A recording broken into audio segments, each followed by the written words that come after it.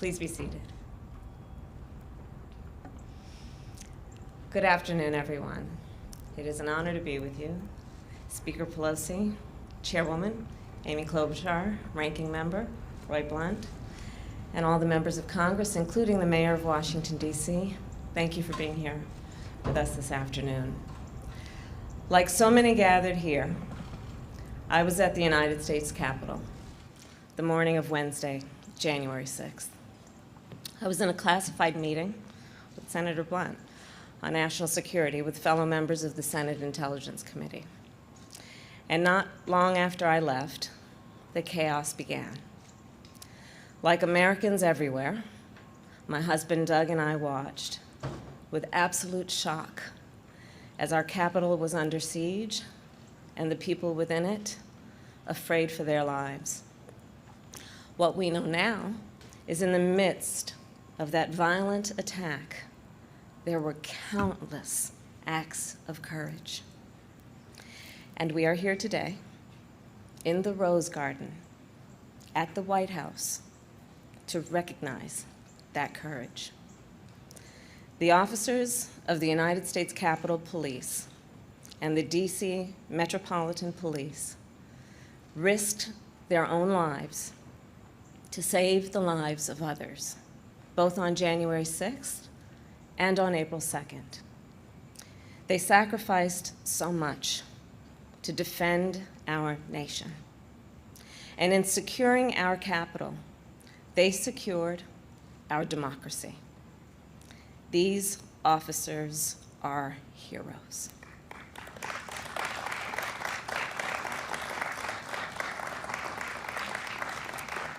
And these officers are patriots.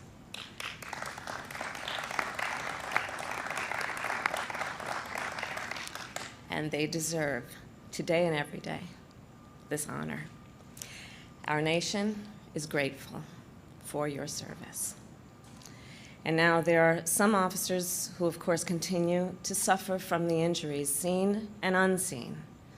And I want to make it clear that you know that you are not alone and that we all stand with you. And of course, there are other officers who tragically lost their lives. There is nothing that we can do to bring these officers back or to take away the pain their families feel now. But it is my prayer that their sacrifice will serve as a constant reminder of the work we must all do together, of the vigilance we must have in order to protect our democracy. So I returned to the Senate at around 8 p.m. the night of January 6th. And we gathered in the Senate chamber, in the same chamber where the New Deal was struck and the Great Society was forged, in the same chamber where the interstate highway system was started and voting rights were won. And in that chamber, just before 1 a.m., as officers stood guard, the final vote was tallied. Democrats, independents, and Republicans came together and upheld the vote and the voice of the American people. As those officers continued, even at that late hour, to secure our Capitol, they secured our democracy. So let us never forget that, and let us always remember their courage. And now, it is my great honor to introduce a true champion for all those who serve in uniform, President Joe Biden.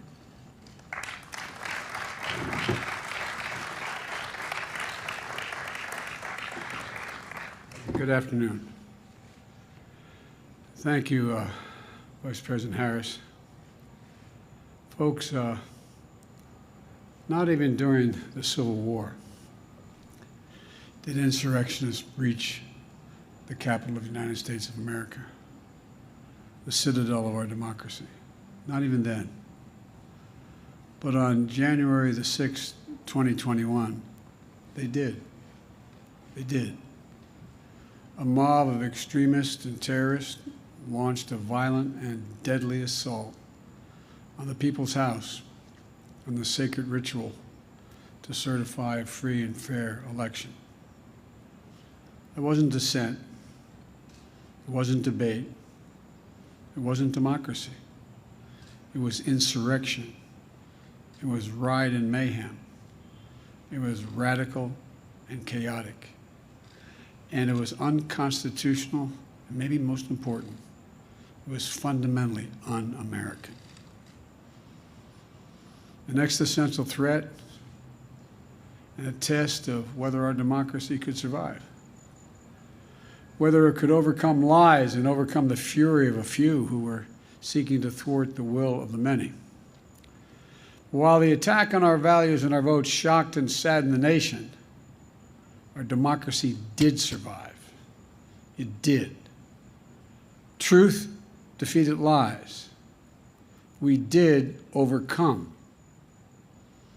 And that's because of the women and men of the U.S. Capitol Police, the Washington, D.C. Metropolitan Police Department, and other law enforcement officials who we honor today. Speaker Pelosi, who led the effort in the House, Senator Klobuchar and Blunt, co-sponsors of the legislation in the Senate, and all my colleagues, Pat Leahy and House members as well that are here, thank you. Thank you. Today, I'm going to sign into law the bill you sent to me that awards the Congressional Gold Medal to the United States Capitol Police, the Washington, D.C. Metropolitan Police Department, and other law enforcement for their service and defense of our democracy on January the 6th.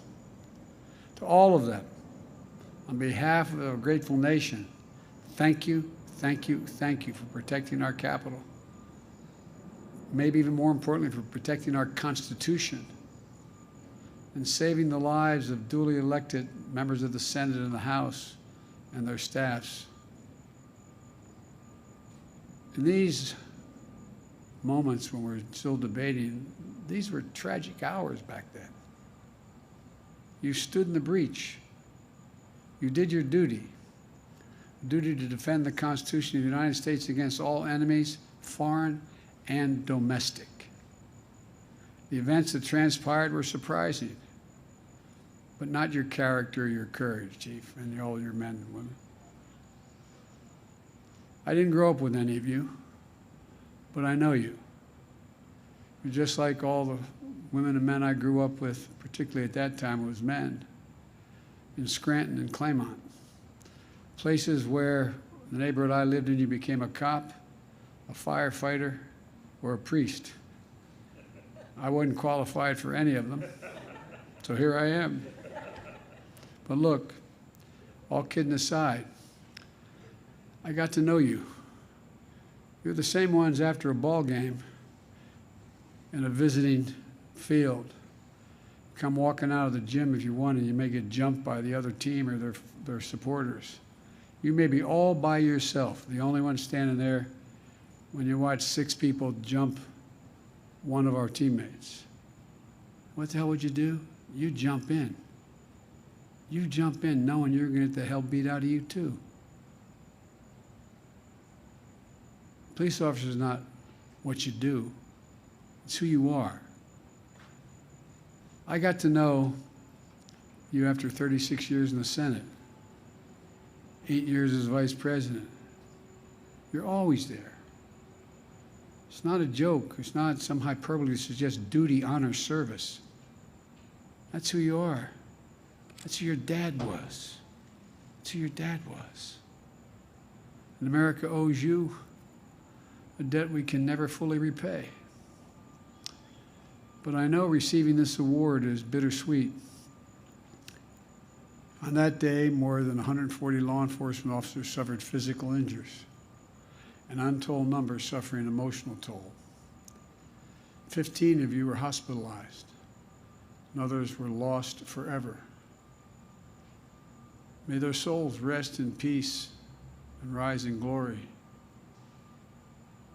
I know each time you put on that shield in the morning wherever you show for work, your families wonder whether they're going to get a call that day, a call they don't want to receive, hoping you come home safely. And it breaks my heart. It breaks the heart of the nation to remember that you were assaulted by thousands of violent insurrectionists at the capital of the United States of America. Jill and I would never have thought we'd have to join you in the Capitol Rotunda, not once but twice.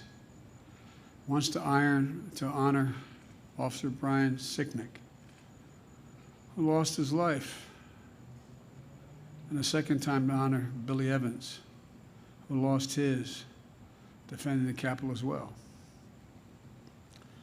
Both gave the full measure of their devotion to the country at the United States Capitol. Their families are here today. I know from similar, yes, we should clap for the families.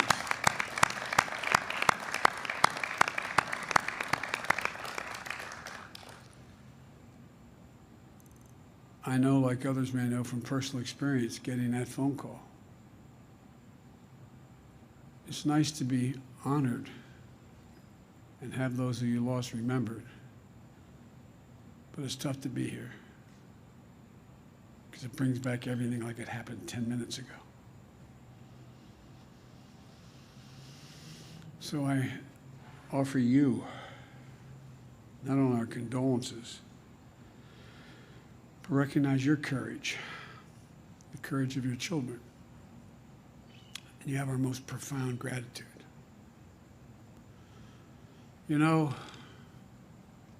the fallen, in my view, are casualties of a struggle literally for the soul of America. A struggle that they didn't start, a struggle we didn't seek, and a struggle that by the grace of God will win. As I said, I know this is a bittersweet moment.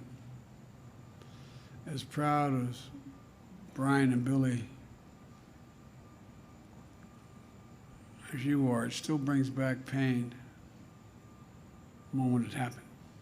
It also, we offer our prayers for the families of the Capitol Police Officer Howard Levengood. Those who've been around a while, we knew his dad. Knew his dad well. He was Secretary of the United States, Sergeant at Arms of the United States Senate. We also pray for the families of the Metro Police Officer Jeffrey Smith. For anyone out there facing trauma, for anyone still struggling, please know there is help available. My fellow Americans, the tragedy of that day deserves the truth above all else.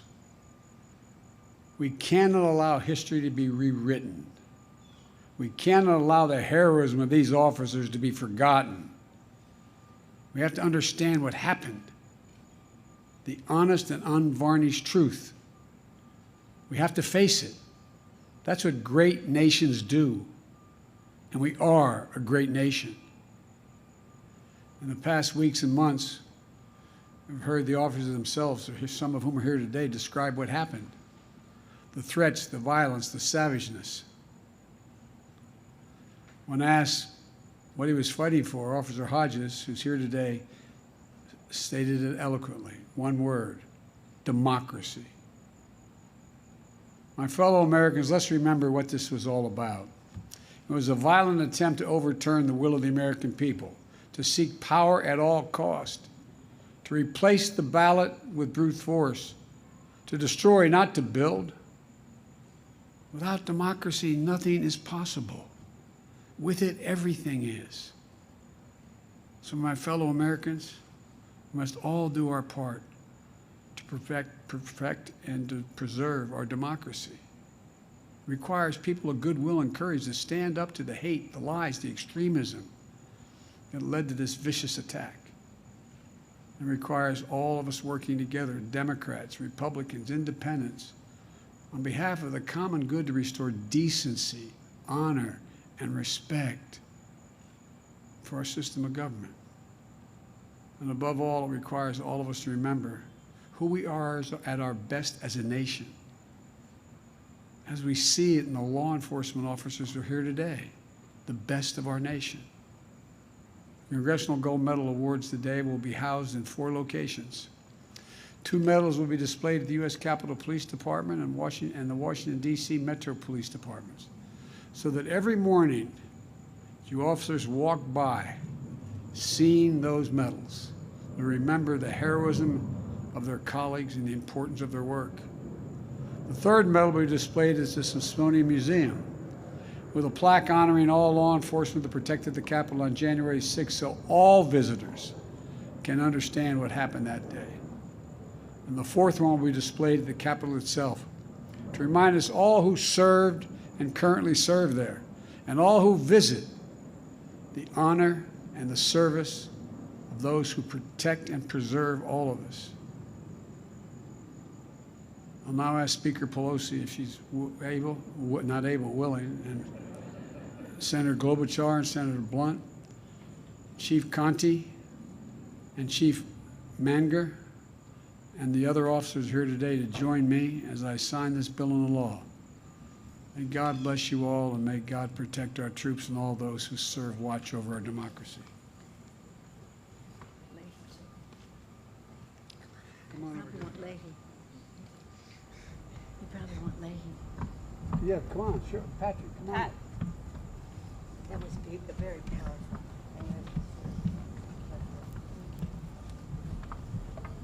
These guys.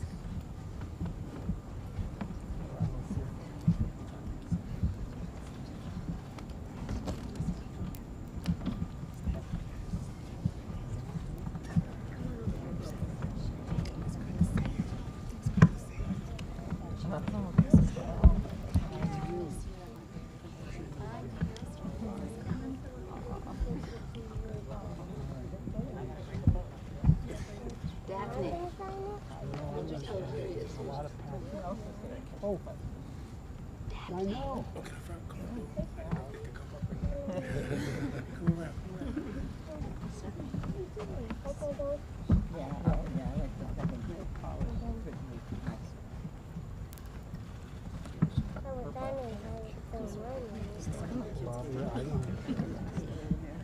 This is a silly way to do this.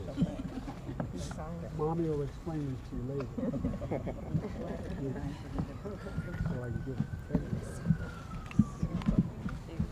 There you go. We'll fit it.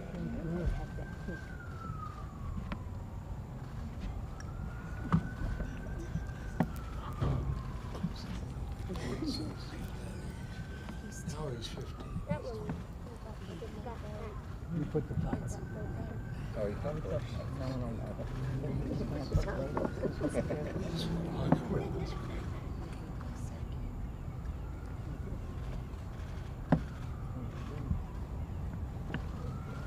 Thank you so much. I'd help her there. Nance? We got Amy over here, Amy? Roy behind you. Roy? Now, you gotta help me out, okay? Would you give a pen to the other people back there, and then I'll get pens from you, okay? All right? And you hand them out now, right?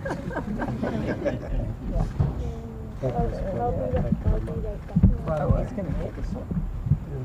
Thank you, sir. no. You know, the truth of the matter is, you've all been around